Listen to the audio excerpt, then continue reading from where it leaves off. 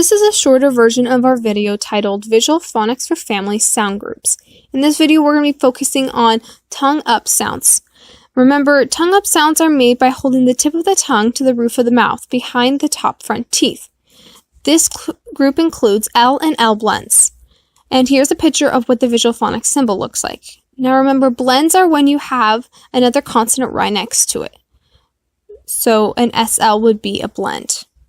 And now that we know what the symbols look like, here are what the visual phonic prompts look like. So you have oh, like licking up your face. Now that we're familiar with the prompts, we're going to show you some examples of the sounds in the beginning, the end, and sometimes in the middle. First we have look, look. And if they don't really get it, you can emphasize ooh all the way up. Then you have ball, ball.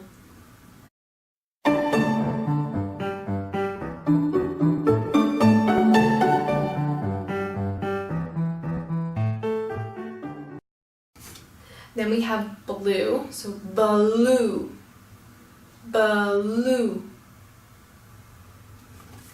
And then we have glue, glue, glue.